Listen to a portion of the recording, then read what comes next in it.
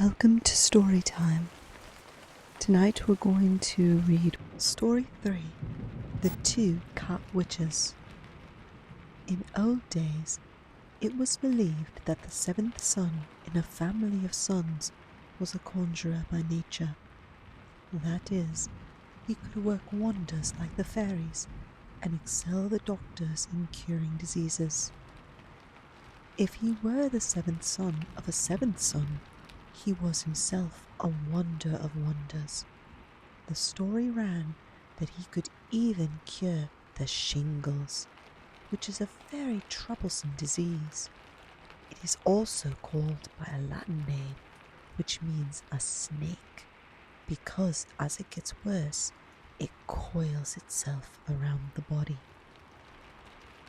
Now, the eagle can attack the serpent and conquer and kill this poisonous creature. To secure such power, Hugh, the conjurer, ate the flesh of eagles. When he wished to cure the serpent disease, he uttered words in the form of a charm which acted as a talisman and a cure. After wetting the red rash which had broken out over the sick person's body, he muttered, "He eagle, she eagle, I send you over 9 seas, and over 9 mountains, and over 9 acres of moor and fen, where no dog shall bark, no cow low, and no eagle shall higher rise." After that, the patient was sure that he felt better. There were always great rivalry between these conjurers and those who made money from the pilgrims at holy wells and visitors to the relic shrines. But this fellow named Hugh and the monks kept on mutually good terms. They often ate dinner together, for Hugh was a great traveller over the whole country, and always had news to tell to the holy brothers who lived in cells. One night, as he was eating supper at the inn, 4 men came in and sat down at the table with him. By his magical power, Hugh knew they were robbers and meant to kill him that night in order to get his money. So, to divert their attention, Hugh made something like a horn to grow up out of the table, and then laid a spell on the robbers, so they were kept gazing at the curious thing all night long, while he went to bed and slept soundly. When he rose in the morning, he paid his bill and went away, while the robbers were still gazing at the horn. Only when the officers arrived to take them to prison did they come to themselves. Now, at Betus Accord, that pretty place which has the name that sounds so funny to us Americans and suggests a girl named Betty, the co-ed at college, there was a hotel named the Inn of 3 Kegs. The shop sign hung out in front. It was a bunch of grapes, gilded, and set below 3 small barrels. The inn was kept by 2 respectable ladies who were sisters. Yet in that very hotel, several travellers, while they were asleep, had been robbed of their money. They could not blame anyone, nor tell how the mischief was done. With the key in the keyhole, they had kept their doors locked during the night. They were sure that no one had entered the room. There were no signs of men's boots or of anyone's footsteps in the garden, while nothing was visible on the lock or the door to show that either had been tampered with. Everything was in order as when they went to bed.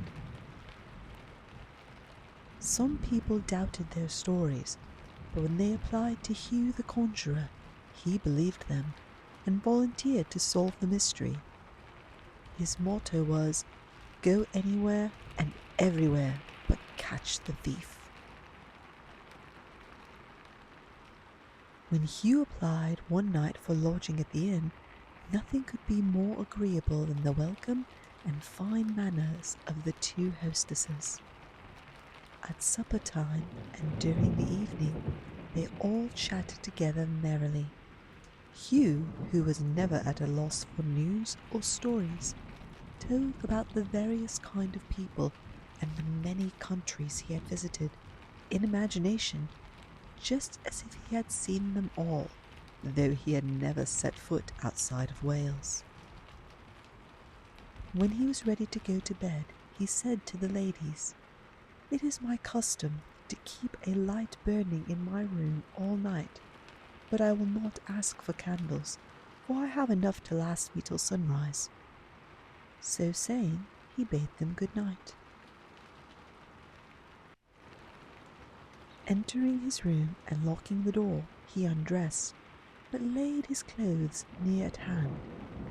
He drew his trusty sword out of its sheath and laid it upon the bed beside him, where he could quickly grasp it. Then he pretended to be asleep, and even snored.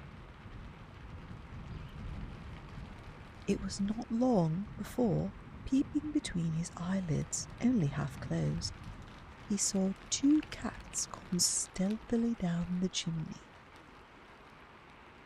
When in the room, the animals frisked about and then gambolled and romped in the most lively way. Then they chased each other around the bed, as if they were trying to find out whether Hugh was asleep. Meanwhile, the supposed sleeper kept perfectly motionless. Soon the two cats came over to his clothes, and one of them put her paw into the pocket that contained his purse. At this, with one sweep of his sword, Hugh struck at the cat's paw. The beast howled frightfully, and both animals ran for the chimney and disappeared.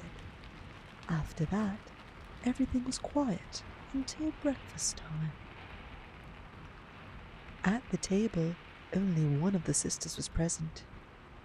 Hugh politely inquired after the other one, and he was told that she was not well, for which Hugh said he was very sorry. After the meal, Hugh declared he must say goodbye to both the sisters whose company he had so enjoyed the night before. In spite of the other ladies' many excuses, he was admitted to the sick lady's room. After polite greetings and mutual compliments, Hugh offered his hand to say goodbye. The sick lady smiled at once and put out her hand, but it was her left one. "Oh no," said Hugh with a laugh. "I never in all my life have taken anyone's left hand, and, beautiful as yours is, I won't break my habit by beginning now and here." Reluctantly, and as if in pain, the sick lady put out her hand. It was bandaged. The mystery was now cleared up. The two sisters were cats. By the help of bad fairies, they had changed their forms and were the real robbers. Hugh seized the hand of the other sister and made a little cut in it, from which a few drops of blood flowed, but the spell was over. "Henceforth," said Hugh, "you're both harmless, and I trust you will both be honest women." And they were. From that day they were like other women, and kept one of the best of those inns, clean, tidy, comfortable, and at modest prices, for which Wales is, or was, noted. Neither as cats with paws, nor landladies with soaring bills, did they ever rob travellers again. The end.